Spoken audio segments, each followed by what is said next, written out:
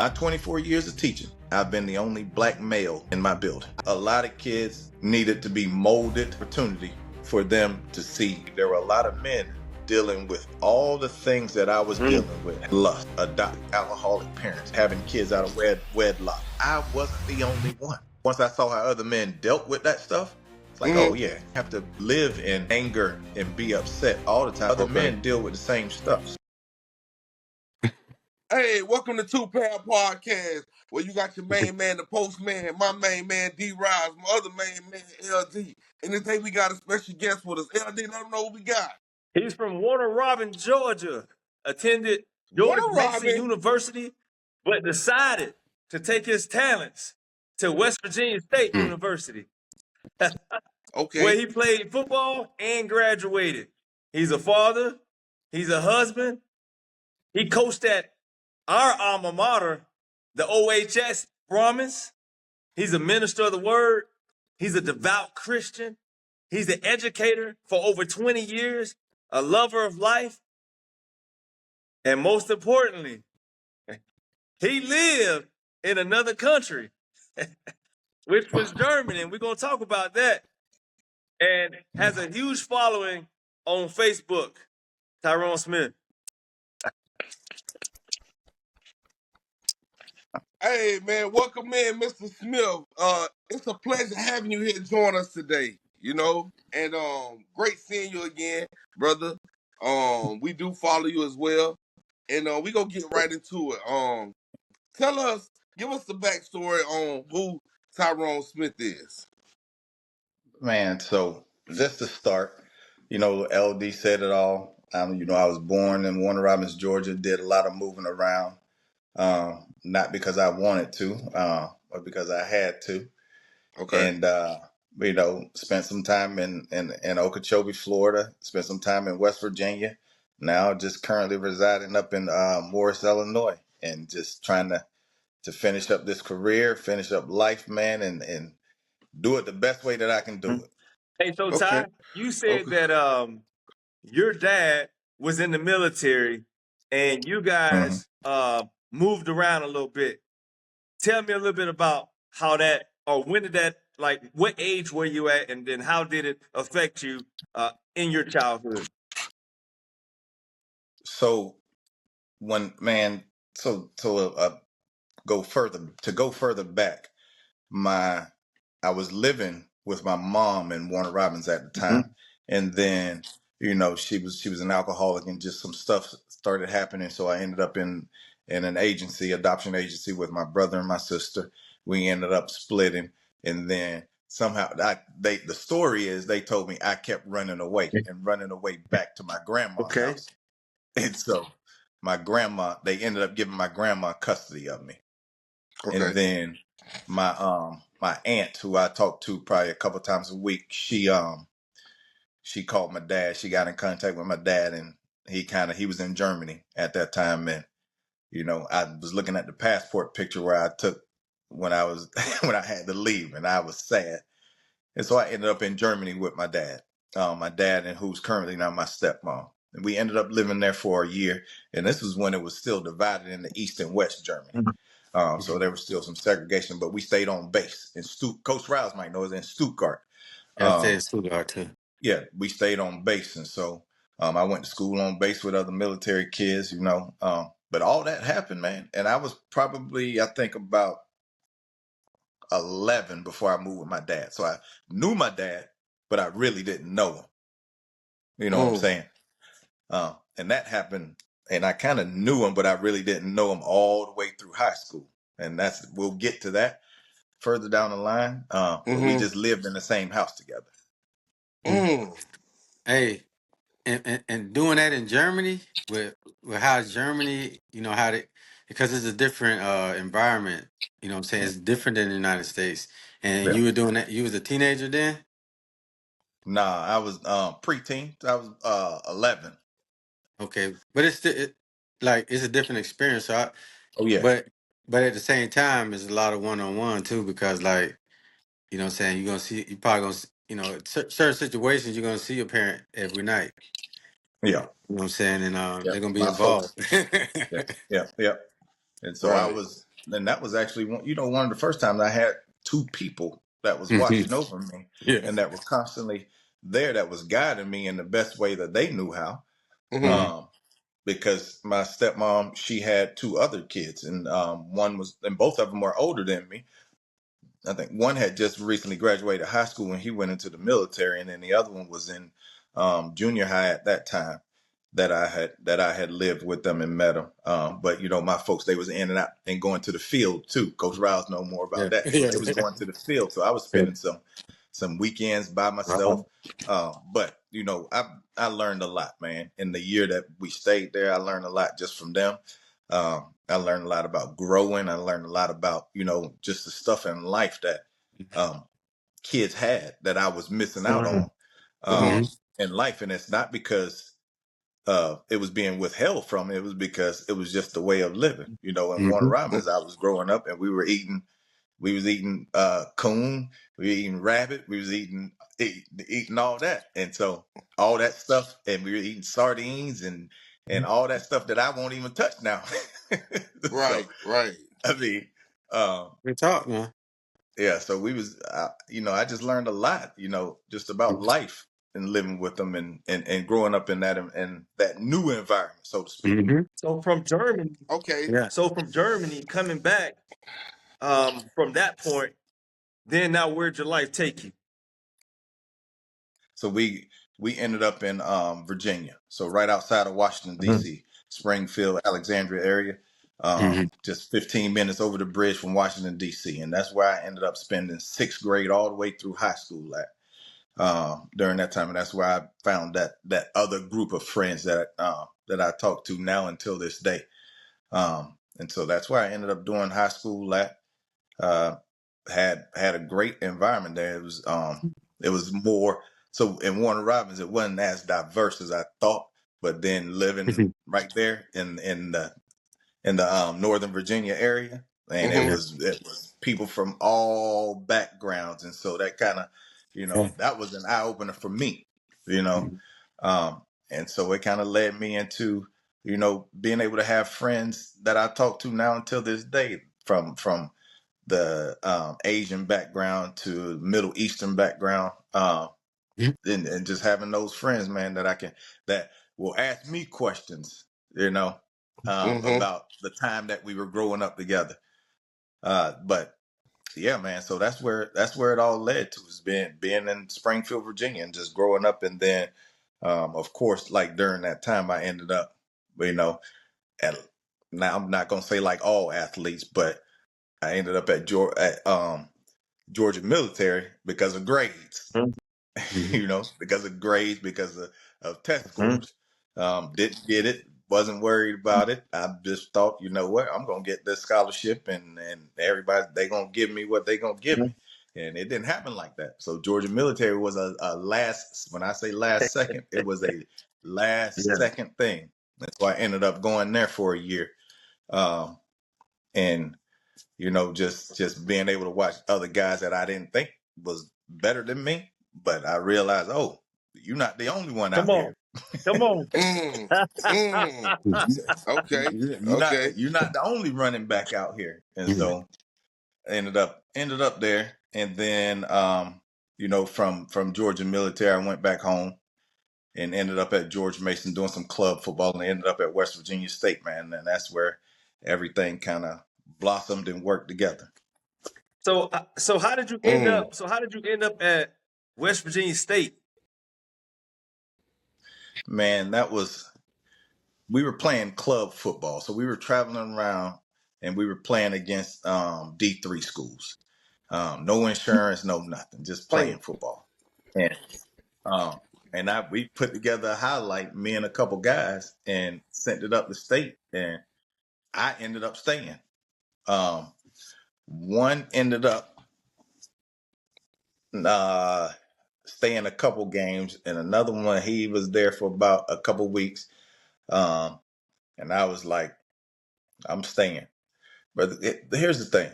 So I knew when I was in sixth grade that I wanted to be a teacher.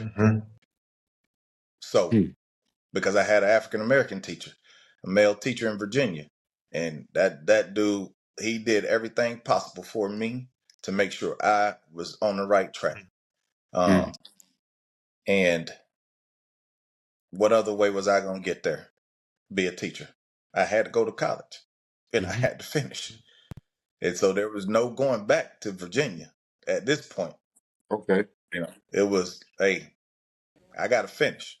I got to finish. And so that's how I ended up at State, man. And I actually didn't, that was 96. I didn't play the first game, but I played against Marshall that second game. In 96.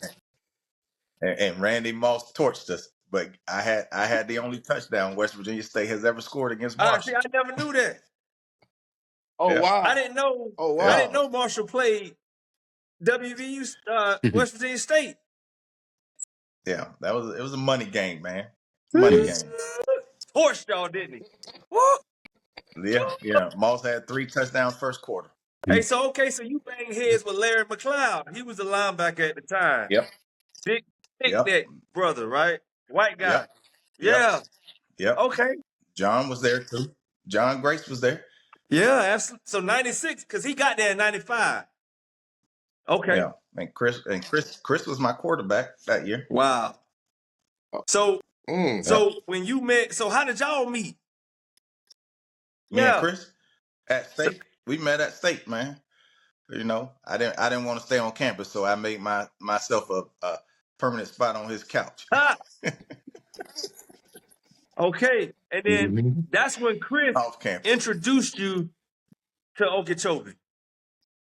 Yeah. And so after Chris ended up breaking his neck, and then I ended up finishing, and he ended up going back to Okeechobee, and I was like, man, I need a job.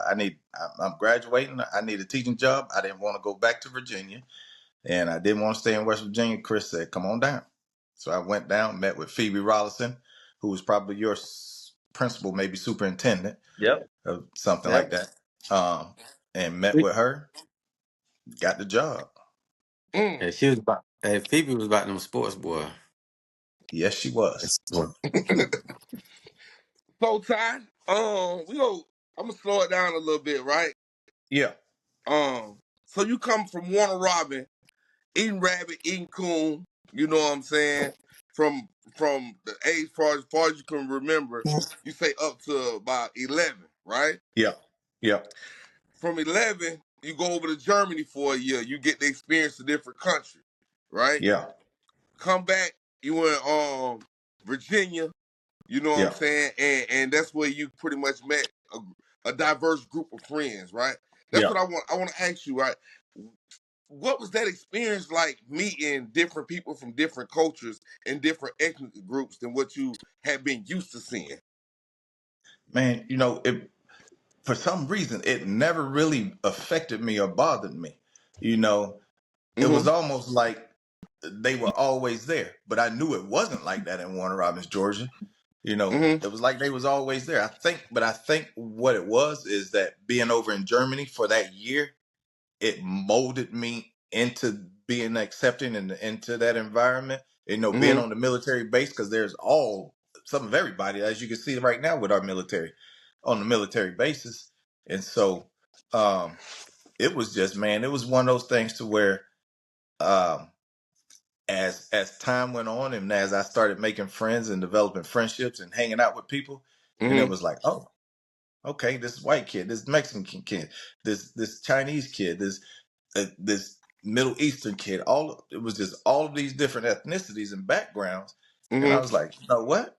Hey. And so we just started hanging out. And honestly, it wasn't even around football, it was around basketball.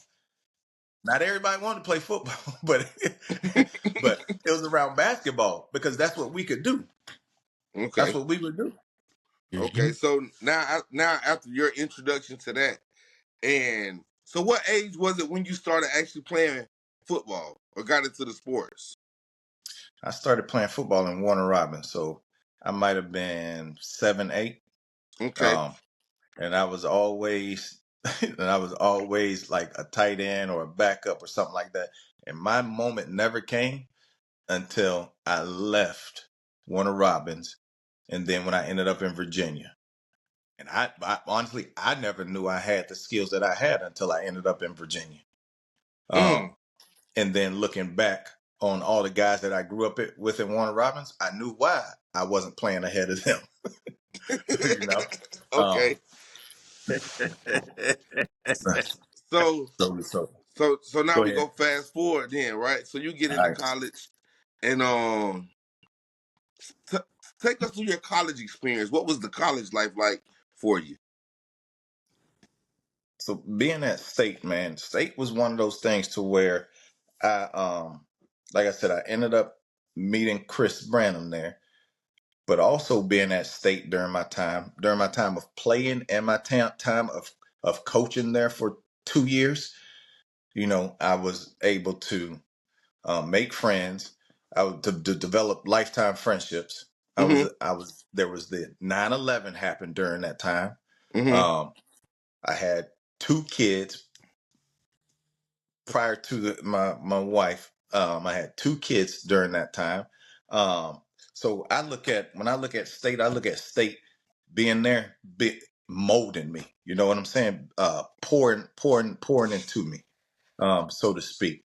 Um, it was it was the best times of my life at that particular time.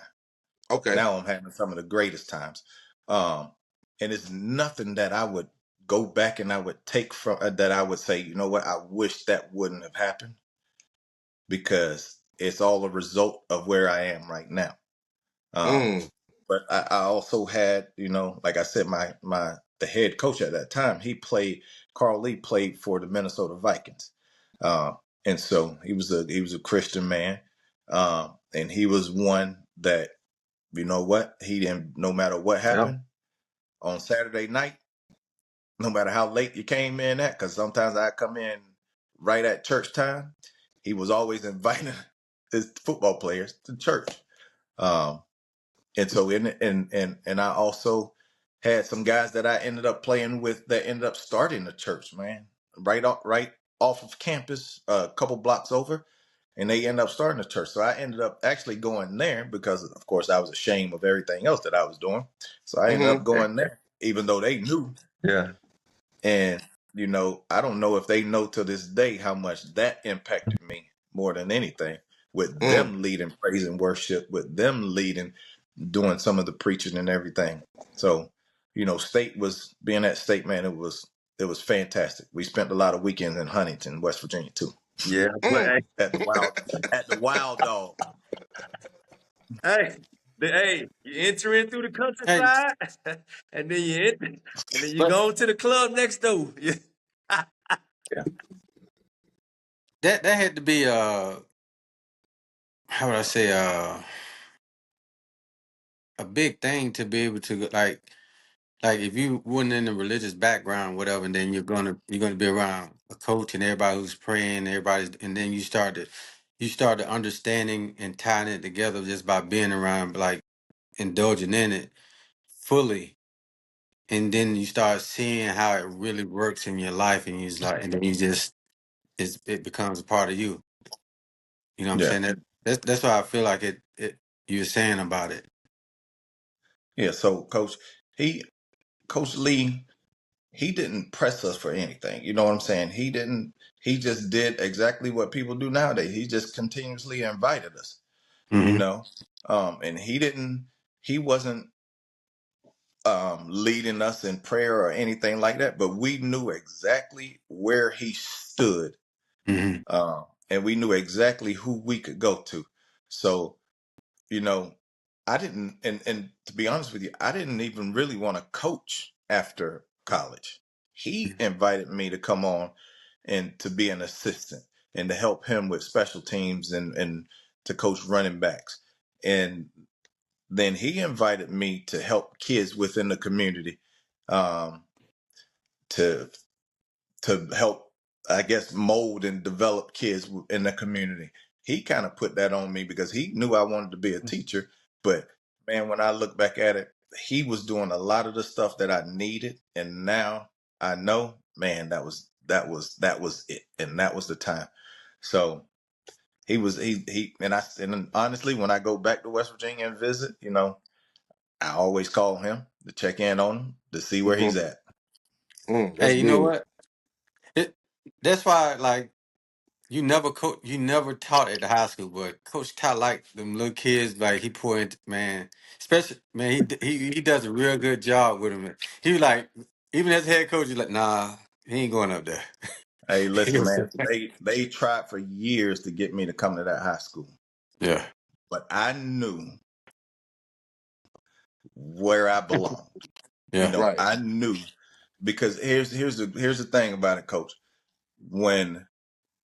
When I was a teacher at North Elementary, I was teaching first and second grade, and guess what? I got to see a lot of them boys when they Mm-hmm. got to the high school. Yep. Mm. Because That's I all I was was gonna heading say. right over there, especially the ones. And I coached basketball prior to Mm. you coming. I was coaching everything. I went from football to basketball to track and to girls flag football. So I was coaching everything. So I got to see the development of those kids as time went on. And I actually ended up doing a wedding for two that I coached. One of the girls that I coached in flag football, and one of the boys that I coached in football. You know, so I wanted to leave that high school mess to you, to Chris, to Buckner, and to all of them, all of them, because Hey. I I wanted to try. I knew that a lot of kids needed to be molded Mm-hmm. at the younger age, Okay. and I knew I was going to have a great opportunity for them to see, first of all, a black male in the elementary school, Okay. because until this day, I have been the only black male in my building. Wow. Not just black male or female. I've been the only black male in my building because Wow. in primary grade, that's not heard of.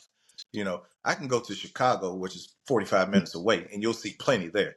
But Mm. Right. in my 24 years of teaching, I've been the only black male in my building. Mm. Uh, and so that was a major thing for me.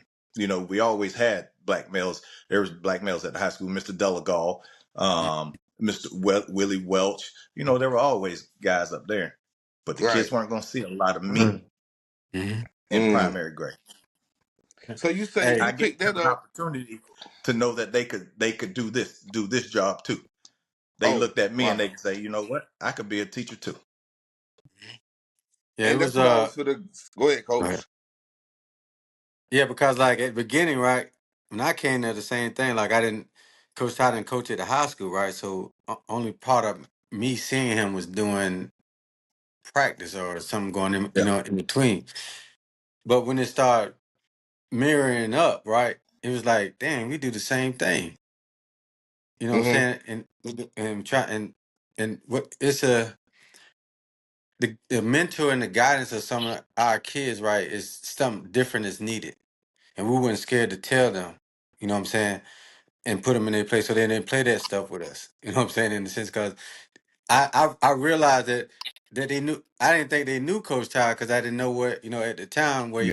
what he did. You know what I'm saying? And then when it dawned on me, and I was like, because I used to see the little newsletters and things, and I was like, wait a damn minute. You know what I'm saying? This is a whole different person almost. Like, you know what I'm saying? I was like, oh, then I seen the kids. I was like, that's And why they always get. Then when we put it together, then it was like, yeah. Coach, I'm gonna We, tell you, for the longest, a lot of people that came through, a lot of black people that came through North, they thought I was one of the custodians there. Hey, Mm. They thought I was one of the custodians what? there, um, because they didn't know that I taught over there. Mm. You know, Yeah, I until was at North. until Yeah, I was everything at North started too. getting in the newspaper and getting out. Then social media took hold of everything. You know, people started seeing, and that's where it was like, oh, I remember Coach Rouse came over and subbed in PE probably Hmm. one time I think. Um, but you know, a lot of people just they didn't know, and Right. um, so it was easy for them to be like, you know what, he's probably just a custodian over there. No, I'm a first grade teacher over there. Wow. So Ty, you say you developed that passion, right? Because you had a teacher that was a black Hmm. male that Yep. inspired you, right? And Yeah.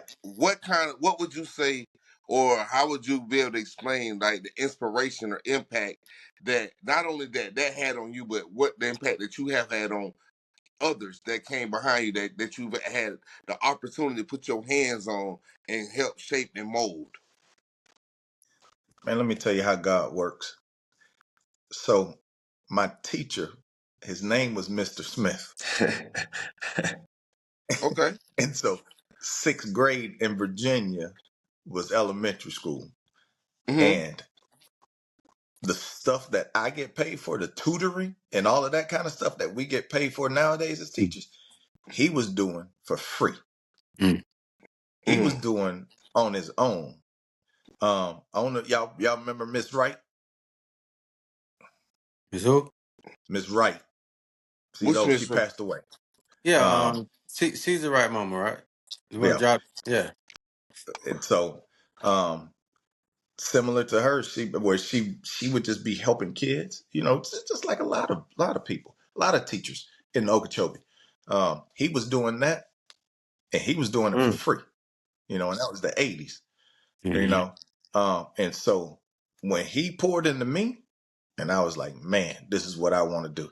And then I got to seventh grade, and it was still okay. But then my eighth grade math teacher, I almost beat a kid up in class because he talked to her wrong. Um, and she was a reason why, because I hated math. She poured into me. And then my speech and drama teacher, who I'm friends with on Facebook, she poured into me.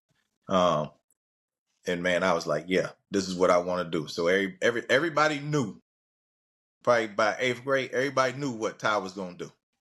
Mm. Everybody knew it. Because when I got to high school, I took home ec, I took child development, and I just kept I kept doing it because that's what I wanted to do. I worked at the daycare, never worked anywhere else.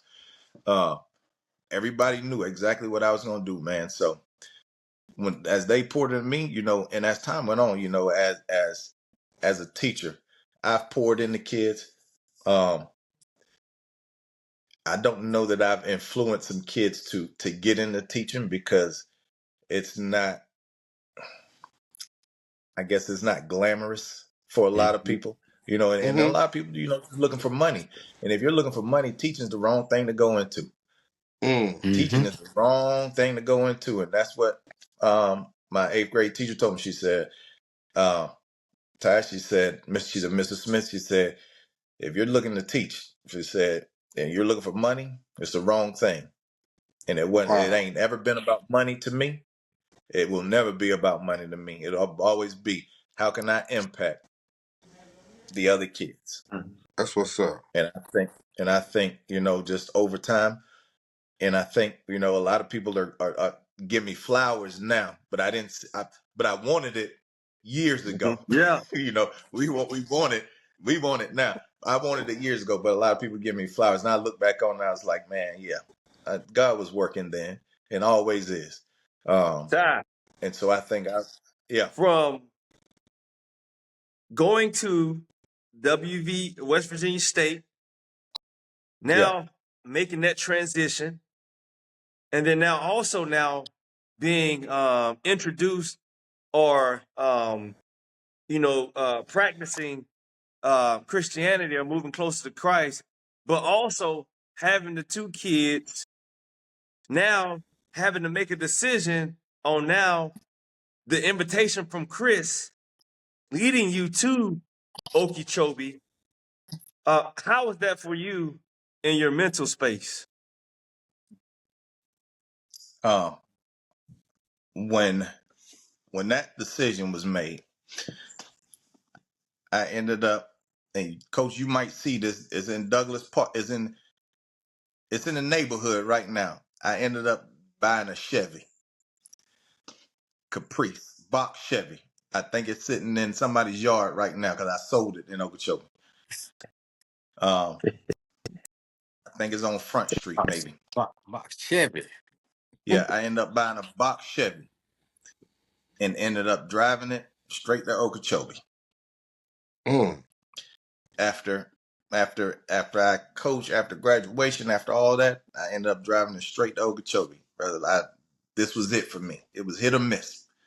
And I was all in at that point in time as far as the career that I wanted. So I had to leave everything in West Virginia Mhm. and make something new out of it, man. And so I popped in there, and then ended up Chris being the only person I knew, and just and honestly living life, man. Not saying that when I popped up down there, I was on the right track. I was still in the world. Okay. Yeah. Right. Uh-huh. And some days I'm back in the Yeah. world. You spend 48 hours with me. Coach been around me coaching. You know? You spend 48 hours with me. Yeah. There's still worldly in me. Yeah. Um, Right. but man, I don't know that it affected me mentally. It was just I knew what I wanted to do. I knew what I had to do, and I knew I Mm-hmm. had to provide for the other two kids that I had. Um, Mm. so it was a no brainer for me. Mhm. Mm. So now, That sound Um, like a man that know what they want. so yeah. now, when did you take? When did you say, you know what? I gotta. Um, if I want to do it right, I gotta really give Christ all of me. Like, when did that transition happen? Whew. So there was Anthony, who was my youngest son. Anthony's 18. Anthony might have been 2 or 3, maybe, when it was a New Year's Eve, and I had to pull over to the side of the road where my wife pulled over, and I was just giving it up on the ground. New Year's Eve, had the kids in the car, Anthony and my oldest daughter, and then I spent the whole New Year's Day that night by the bathroom, by the toilet. Um, got back to Okeechobee, got involved with Coach McKee. Um, and then some guys invited me out to a what we would call a cookout, but it was a bunch of Mhm. guys. And I had like, no man, I don't want to go. And finally I was like, I took the invitation and I went.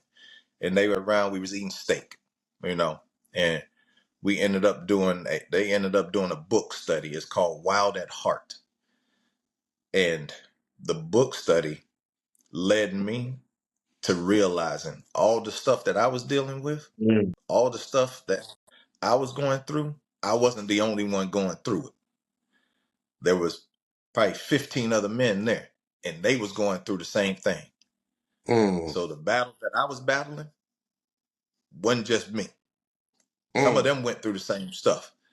And so I ended up there, man. Ended up at More to Life, and ended up in some men's groups and doing some stuff.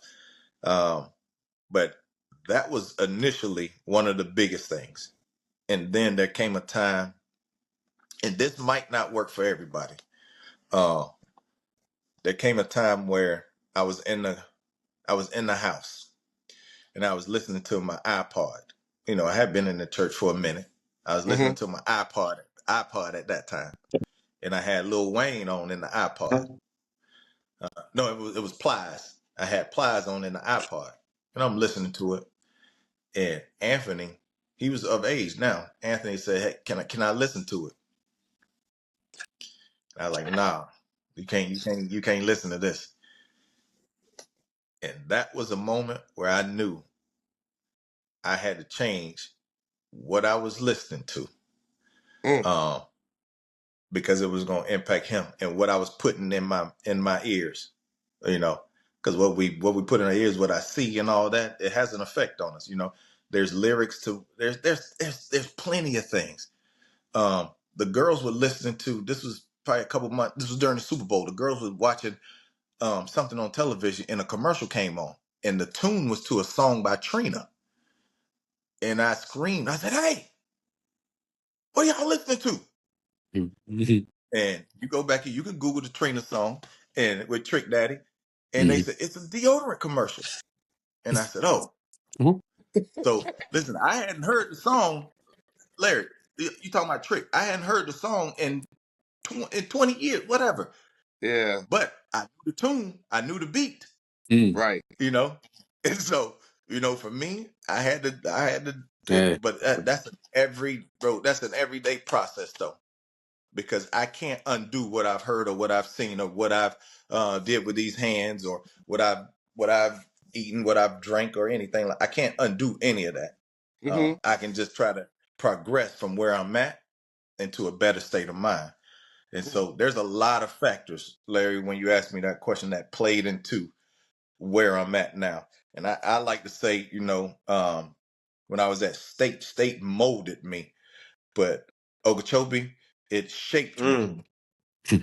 It Mm. shaped me there was some cutting, there was some formation that was going on when I was in Okeechobee. It shaped me into where I'm at right now. And we're all still being shaped, and I'm still being shaped right now, until that Okay. final day. And I think in the word it says, I am the clay and he is the potter. He's gonna mold, he's gonna do what he can with his hands. I'm Mm-hmm. the clay, he's the potter. Mm. Mm. That's how I look at it right now. Most days. Some days Right. it's Ty that wants to be the potter and wants to do his own thing and do whatever. But Mm-hmm. Mm. Okeechobee is the one that shaped me and had me thinking, you know what? He's the potter and I'm the clay. And I'm gonna let Mm. him do what he will with this. Now, did you get married in Okeechobee, or did you get married? Like, when did you get married and decide to build a family? Because you come from. So yeah. So I met my wife. I was down in Okeechobee half a year before my wife got there. She came from Illinois. She taught next door to me, and I, you might have graduated with Rachel Williams. She introduced us to each other, um, and that's where it all stemmed from. So we introduced it to each other. We got introduced to each other, and we kind of met. We started hanging out. I hung out with Chris less. Who? Okay. I hung out with Chris Branham Okay. less, and my wife more. Okay. Okay. you Okay. know, and so that's where all that came from. Then we ended up coming up here and getting married up here, and man, we there were a couple times where we was trying to leave Okeechobee, you know. Um in the last time before I left, um was COVID. We were going that year, and then COVID hit. And then Mm. it was like, nope, you're gonna stay. You're gonna stay. And I'm Remember. going and I'm going to and so Chris had already gone, and that's when I had taken. I said, yes, I'll take over. It was some of the best times, some of the worst of my life, man. Mm. Coach McKee had to be a real mentor to me during that time period. Oof. Um, but it was I knew what I was getting into, because we had lost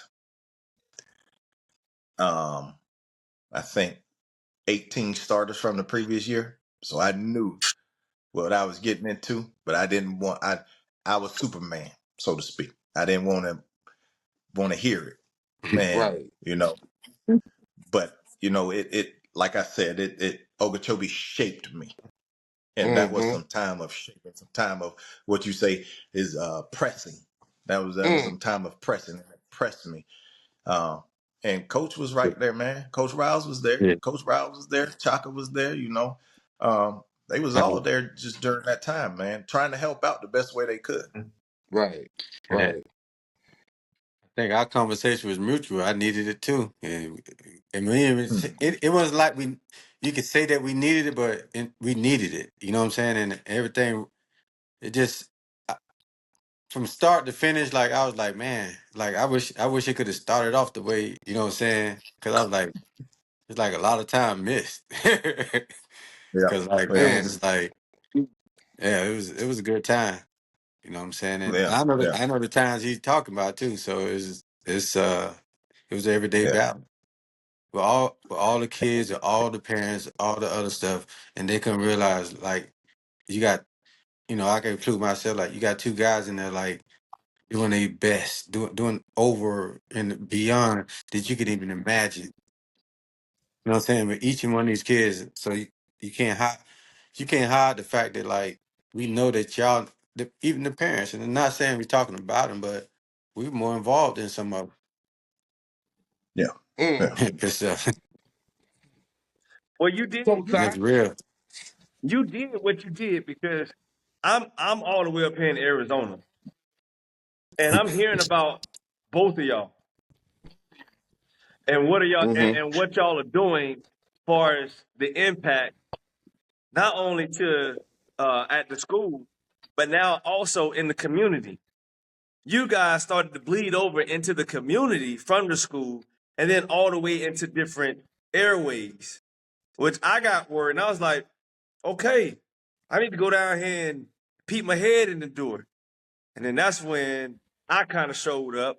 And then that's when kind of Yeah. we met for the first time, right? Because Hmm. Yeah.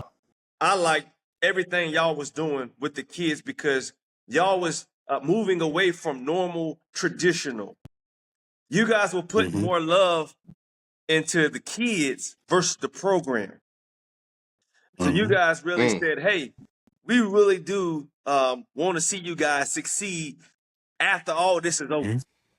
And you guys spent Yeah. a lot of time, Demetrius and you, pouring into the kids, regardless of how Hmm. they played, regardless of who they were. If they was on that team and they played, or if you could help somebody, y'all was doing that. And I want to give both of y'all flowers because to hear that all the way in Arizona, Yeah.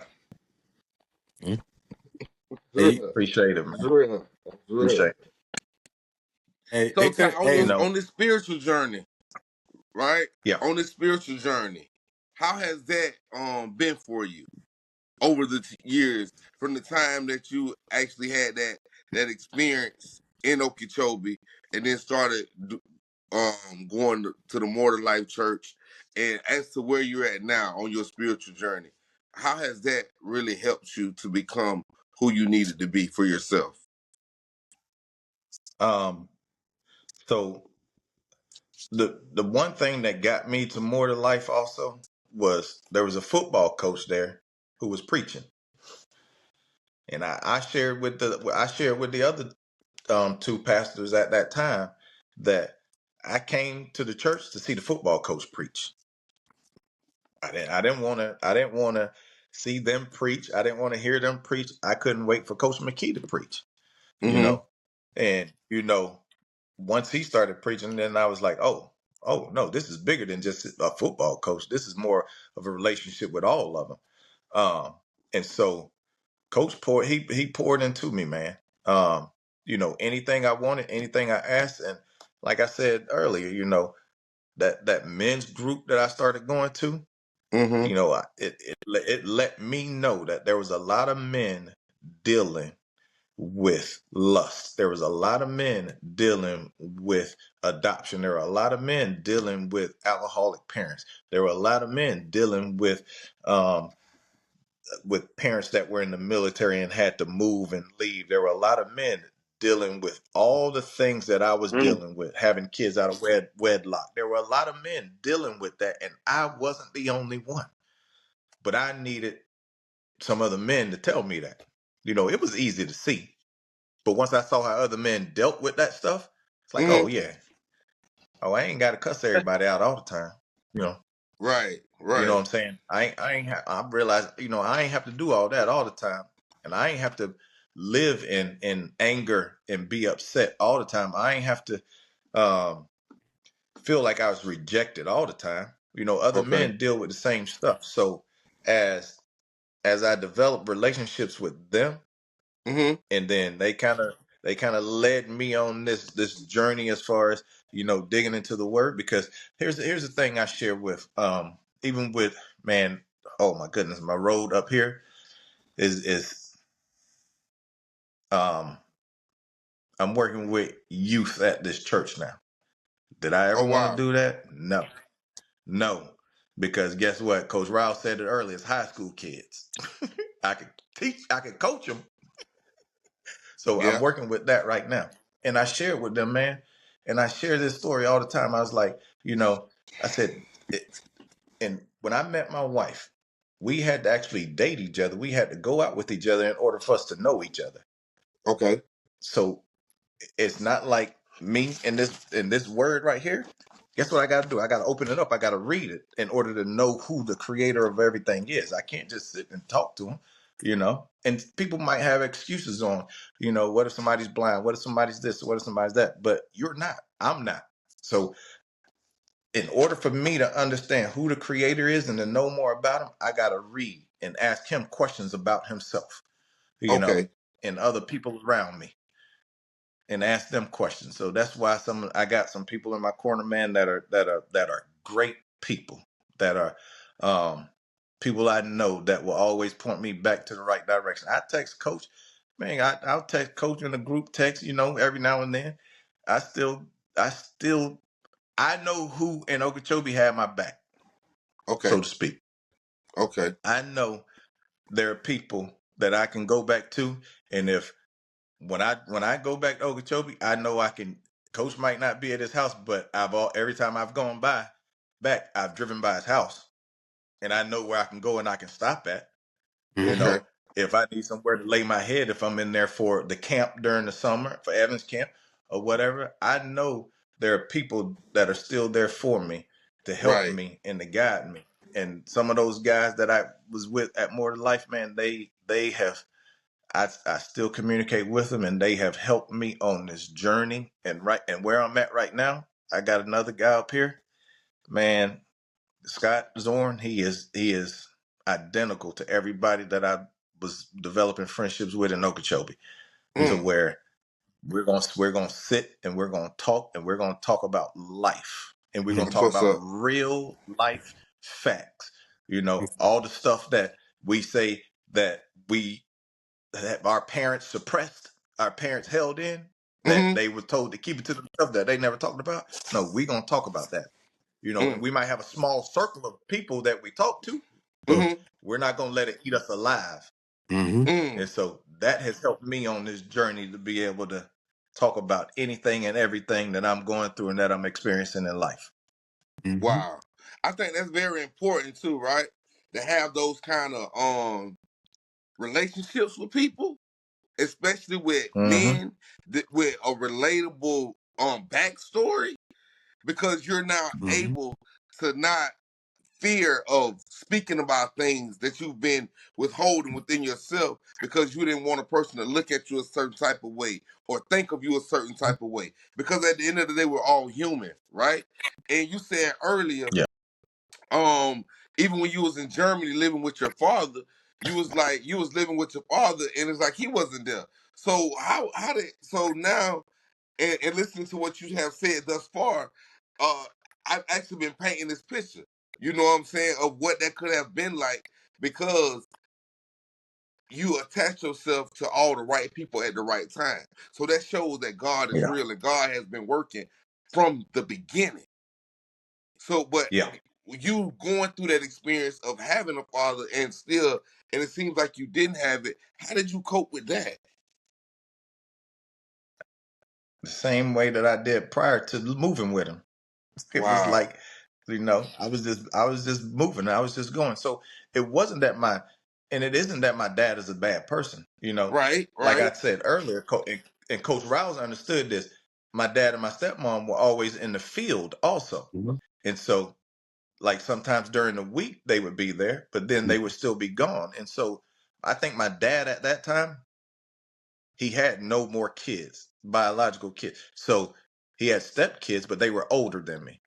And so Mm-hmm. I think that he himself didn't know how to be a father. Okay. And so Okay. um, he coached me all the way through junior high. I mean, he coached me. He did everything. We did all the stuff fathers would do. He coached me, but I'll tell you this: we never had a birds and bees talk. Mm. I don't know that he knew how to do all of that. Right, We right. my I never told my father I love you until after I got into that group with those guys at More to Life. Mm-hmm. So I was maybe 31. Mm. and it actually came out my mouth. I called him after the first week of going through it and doing this book study, Wild at Heart. And I called him and I told him, I said, I love you. That's big. 31. I'm 51. I was about 31 years old. I had never said that to him. Wow. Every time I called home to talk to my stepmom. Not really my dad, because not that he was bad. Right. I didn't know how to talk to him. I knew how to talk to females. Well, I know. That's what it was too. I know. Hey, I know a guy that he don't care nothing about you telling him you love him. Yeah. Cam What daddy. we're not gonna do is talk about my daddy. Because hey, and I knew he was gonna do that, right, Ty? And that's why I say wow, right? Because you was 31 years old when you was able to actually pick up the phone and call and tell your dad, hey, I love you, right? And I don't know how he received that. Me on the other hand, and it didn't happen particularly to me, but it happened with my little brother, and something happened between him and my dad though. And he's talking about, man, I thought you loved me. My dad is like, man, fuck love, man. Love yourself, man. I don't need. So it's different dynamics. It's different dynamics of how we've all been raised and how we've all been Yeah. groomed and the things that we have been taught. And even with that, we take from all of that, right? But how has that, with that kind of relationship in your life, how has that helped you with being a father to your kids?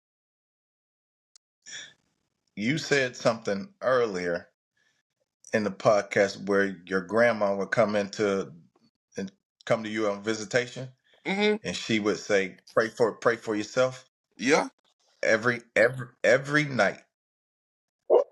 Now my two kids here, my three kids here are younger than my older two. I never really had a live-in situation to where my older two lived with me for an extended amount of time. Outside of Jaden, when during the pandemic time where he came down and he was able to play football for me at Okeechobee High School. But I tell my kids every night when I go in, I kiss them on the head and I tell them, hey, listen, pray for yourself too. So we'll say the Lord's Prayer, but then I'll leave them with pray for yourself also. You know, with their schedules, man, and where they're at. You know, I got the senior, 10th grader, and the 7th grader. We're all on different schedules. We're all over the place, and I tried to be this big bad guy and get them all up at the same time on every Monday, and we're gonna meet downstairs and we're gonna pray before I walk out the house. That didn't work. And so eventually it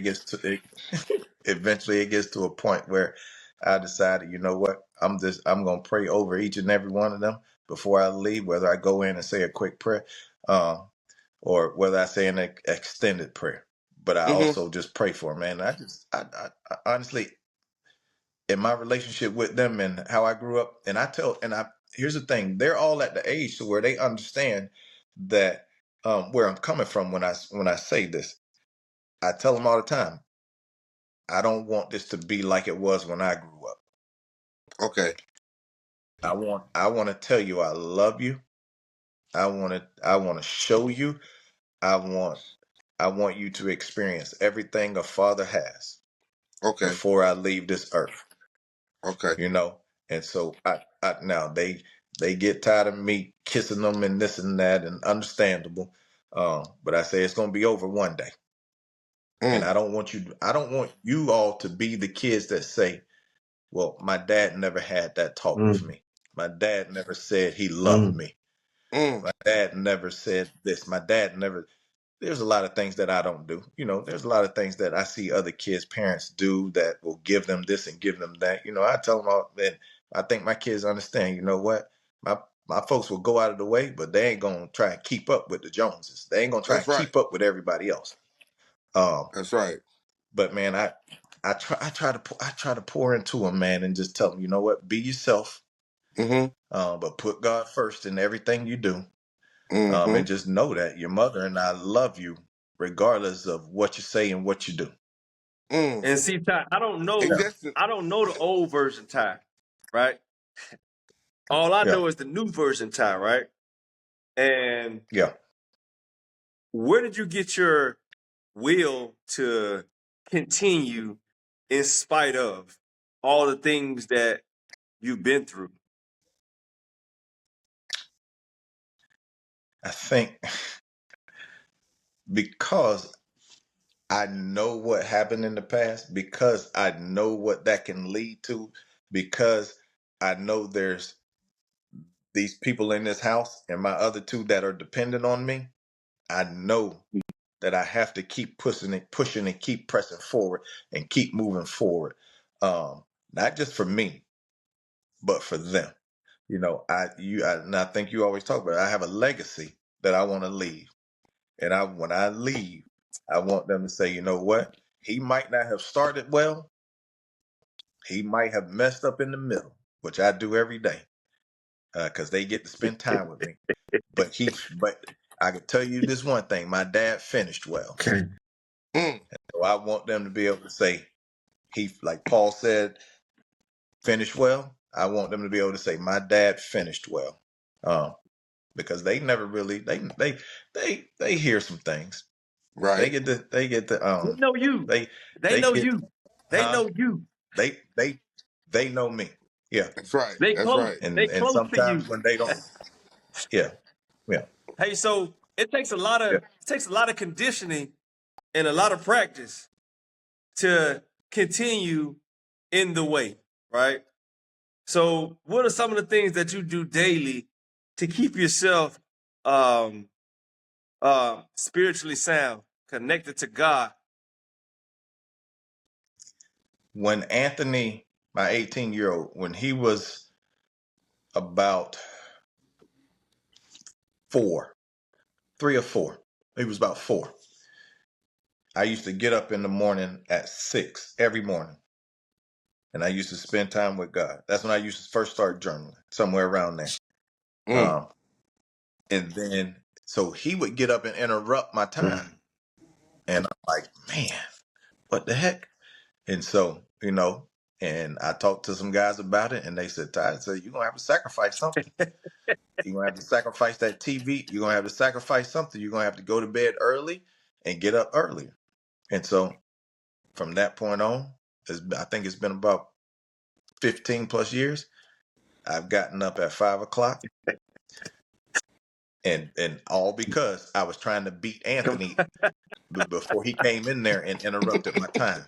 And so, you know, so about 5 o'clock every morning, I get up, and I'm not moving as well as I used to, but I spend some time with God. I thank Him for waking me up and making sure not letting it be my cooling board, so to speak, and um, getting me on my way. And then I spend time. And I don't spend a lot of time with these drawn out prayers, man. I'm not sitting down there and just praying for hours. That's not me. I pray what God puts on my mind. I write it down, and the reason why I write it down too, Larry, uh, is because, like I said earlier, sometimes I used to fall asleep in the middle of praying, and Mm-hmm. then sometimes there's a lot of stuff that's on my mind. I'm thinking about this kid. Okay, did I call their parent? What happened to this kid? Did they get home? Were they? Am I supposed to be doing this today for them? And so, in the middle of that, I'm writing that down too. So I'm writing down, praying for them, praying for this, praying for that, praying for you all. Now I'm just writing. I'm just writing my stuff down, and I give myself a time limit, because I got to go to work. Mm-hmm. And so that developed over time to where I journal and I write my prayers. And it could be something as simple as, Lord, use me today. It could be something as me asking a question. Why did this happen? But there's no answer. It could be a dialogue. It could be, you know, any of that kind of stuff. It's not this long dissertation, man. It's just Okay. me sitting down by myself before anybody else in my house gets up. I know nobody else will be up at this time. And me spending time with God and saying, there you go. What do I need to put on this paper? Mm. And then the thing is, when one day when I leave this earth, my kids will be able to look back in every one of them journals if they want to know me. If they want to know what I was doing in the morning and how I was going about life and what I was praying for, they'll be able to look back in those and be like, okay, I can see. So that's where I'm at, man. That's how I've come along as far as this journey and my walk right now. Now, every day I mess up. Every day we mess up. That's right. That's right. We're only human. We're only human. Every day we mess up. That's right. But every day I know who to turn to help me through it all. Okay. You know? Okay. So I was talking to a lady today, and she says, she calls me up, she's trying to get into a vehicle, right? And she says, I just really need this for me and my kids. I need to get from here to here, but I do suffer with major depression. So instantly, I go to my Gemini and I say, is major depression, I say, is it curable? And it said it's highly preventable, right? And I like what you're saying about yourself and your story is that not once did you allow yourself to carry that victim mentality. It seems like you always had the ability to push forward and to ask, okay, what do I do? What's the solution? What's next? But it don't seem like you spent a lot of time in those negative moments. And it seemed like you always found a way to make those moments curable, to move you forward into your forwardness, whatever that forwardness is. You just didn't allow yourself to stay stuck. Do you think that was in you from birth? No. No, absolutely not. Because I grew up in a house prior to moving with my dad to where I had cousins living in the house with my grandma and my great grandpa. And I mean a full brick house, 3-bedroom full brick house. And I saw a bunch of stuff that went on there. I had a praying grandma, but she was also human. I had some aunts that prayed, but they were also human. I don't believe it was there from the beginning. I just think, just over time, from watching people, from listening, from friendships and developing friendships, I think it was learned, not to stay stuck, not to stay there. Now, I'll tell you like this, brother. Every day, the word says renewing of the mind. I got to do that every day because there are some things as I'm getting older, I'm like, man, this hurts. What is that? This hurt. What is that? Even after some days, Larry, I forget that I exercise, and then I'm like, oh my gosh, what? I need to go to the emergency room. There was a time where when we moved up here, my mother-in-law passed away. Within the 6 months of us moving up here, we made that decision to take this leap and come up here because we wanted to be near family. I wanted my kids to grow up near cousins. Yeah. Okay. And so there were no cousins in Okeechobee. Everybody was like a cousin, but there were no blood cousins. Right. And so it was either Virginia to the fast pace or up here to slow pace. And we wanted slow pace because that's Okeechobee also. Did y'all stay with them, right? Huh? Can y'all build a house or stay with them? Huh? So what happened was, we were staying with them, and she ended up passing away, man. And I was one of the ones that ended up having to do CPR. And brother, there was stuff that was going on in me. I ended up having a pinched nerve, and I thought something was wrong with me, and it went on for months. And I thought I was dying. And so you saying I wasn't stuck. I was stuck in my head, but I wouldn't let everybody else see that I was stuck.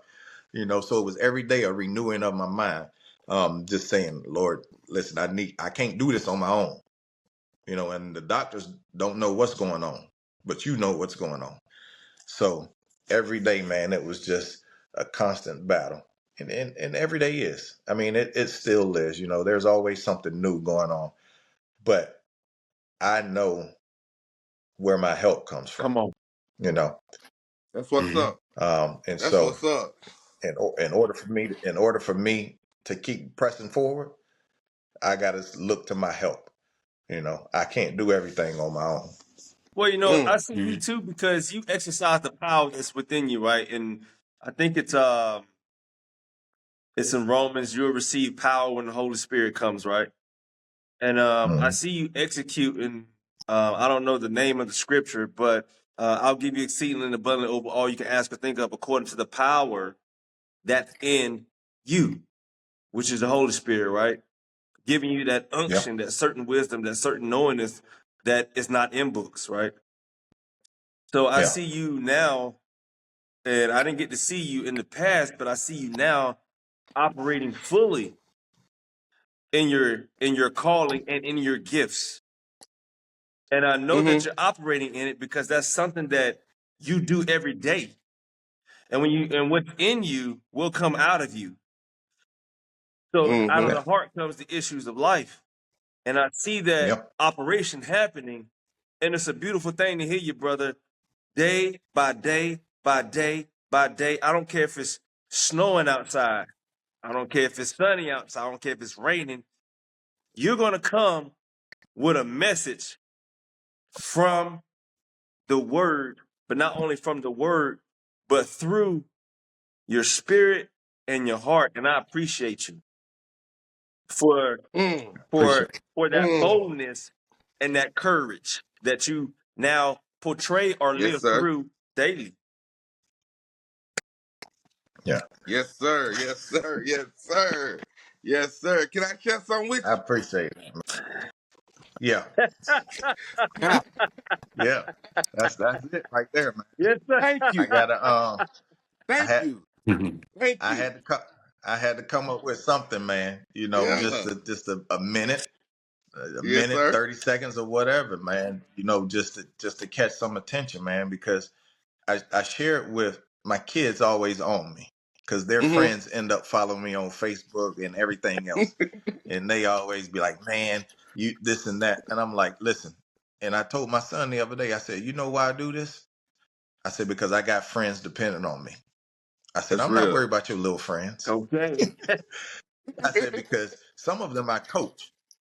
I said, some of them I coach and they know where I stand. I said, but I got friends depending on the message, man. I got friends that, you know, might not set foot in the church. And for many, that's okay, you know, because we are the church. But I got friends that might not set foot in the church, but I know when they get on here for a minute or 30 seconds, they're going to get church. That's real. You know, and they're going to hear the word. They ain't going to hear me. They're going to hear the word, you know. And I always want to encourage them. I said, I want to encourage y'all's friends too. Yes, sir. So yeah, man. I mean, man, it's nothing but love, man. And here's the thing. I love Okeechobee. I love where y'all from, man. I do. You know, I spent 20 years there. You know, I spent 20 in it. Like I said, Okeechobee shaped me. Shaped me in a lot of ways. And I would never give any of that up, man. I met my wife there. I met some lifelong friends there. I met some guys that I can call and talk to there, you know, no matter till the end of time, brother. I will never give that up. I love it. I love it. And I'm always praying for the people, for you all, for everybody that's there, man. Well, it's good. It's good that you got to see Coach McKee in that light, because I think I didn't get to see that, Coach McKee, but I do see the videos and I do see the pastor and I do see, but he always had Kerry McKee did have a good heart, because he was one of the only few coaches that ever invited the team to his house. When somebody invites you to their house, that means a lot. Let us swim in his pool, and that's when I think he only had the girl, which was Valerie, but she was a baby. Valerie. She was a baby at that time. Now he had a boy, and he's older too, right? But I didn't get to see him in that light. I got to see that, you know, Yeah. right? Yeah. So I learned a lot, just not even from Chris, man, from Coach Riles, and his relationships with some of the young men, and we know that a lot of our guys need some tough love, and a lot of right. them just need love, period. I learned a lot just Mm-hmm. sitting back and watching him interact with kids, off the court, Right. not Right. just on the court, but off the court in life. Because after basketball, after football, after all of that, there's going to be life. We can say our sports are going to teach you about life, yes, but life is going to hit you regardless. And then you're going to have to do life. And Mm. and the only thing we want to show you is how to do life, and to make sure you keep fighting, you keep holding on. Basketball and football, that's going to end for all of us. And eventually life will. But you're going to do more life than you will come on, basketball and come on, football. come on. Hey, hey, that's why I tell them. I That's hope you real. learn something. I said when I was talking to such and such and getting on to them, it was for you too. So don't shut your ears off because I can't get to all y'all, but you should need to be listening because all of them need it, bro, and all of them be going through it. Boy, okay, and you had to do all that stuff. Yeah. You know what I'm saying? Hey, Coach, I was Yeah. Yeah. baptizing people in his pool at his house. I got all. It's every given day. I got kids at my house. Are they Right. calling? You know, I sometimes be the first person they call when they get in the tight jam Mm-hmm. Yeah. because they Yeah. know they can. I, Because I tell them quick. I need the truth first because I can't deal with all them lies and play behind that. Give me the truth so we can work with that, and then we can, Right. yeah. lessen the blow Right. or get you out, whatever. But however, you got to own your stuff. You know what Mm-hmm. I'm saying? Yeah. Man, listen, this is my favorite scripture. If you looking, I think I got like 10 Bibles. Some I inherited from my parents, some people give me. Um, some of them I don't open up, but a lot of them I do. But in all of them, I got Ephesians 6:10 written down, man. And it's about putting on the full armor of God, the helmet of salvation, and everything, putting on the full armor of God. And that was one of the first scriptures that stuck out to me when I began this walk, is Ephesians 6:10. Is putting on the full armor of God, knowing that, everything I'm fighting, it's not against other people. There's a spiritual realm where it's going on. The It's enemy is real. fighting. He wants us. You know what I'm saying? There's a spiritual realm going on, and that's what it's talking about. You know, um, and so every day, man, I just got to get up. I got to keep putting on the full armor of God and trying. And sometimes, and not sometimes, plenty of times, I don't. I say I put it on, and I walk out the house, and then life happens, and all of a sudden Ty Smith comes out. you know, and and there are certain situations where some people probably need Ty Smith, and not That's real. No, yeah. and they got to be heard, No. and they got to be heard. And Coach knows we've had to do that plenty of times in, in conversations with kids. Huh? You know, they need some real life talking, some real life, because we have kids now that just like some when we grew up that are having babies, but I think they're having more babies now more than ever. You Mm-hmm. know, and so we're in the development of trying to help these young people out on life. Well, I'm gonna say You this know, too, right?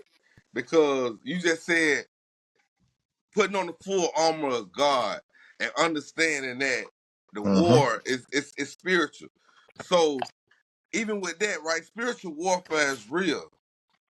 And long as you stay yeah, covered, then you ain't got that worry, right?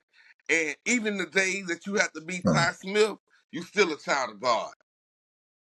You know what I'm saying? And Oh that's yeah, what they and through your ministry, through your worship, through your praise, that's what they gonna see first. A child of God or a man of See, God. fuck this. Guess what?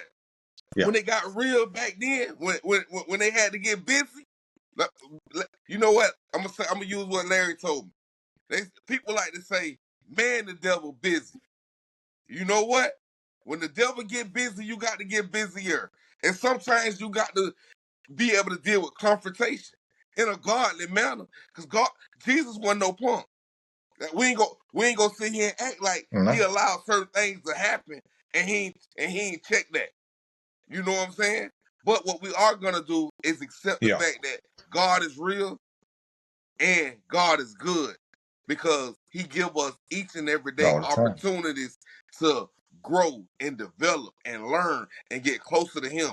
And we have to take those opportunities not for granted, but actually attach ourselves and apply it because it's a message in everyone's testimony. And when you get serious with God, God gets serious with you. And I appreciate you, Ty. I appreciate your messages on Yeah. TikTok. I appreciate our one encounter in that institution. You know what I'm saying?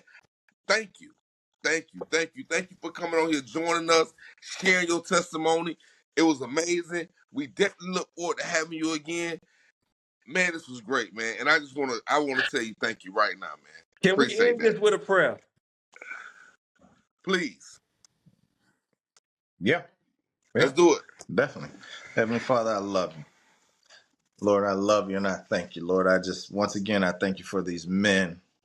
I pray that you will use this platform to help other men see what's going on in life, that they don't have to go through it alone, that there's other men that's dealing with the same issues they're dealing with.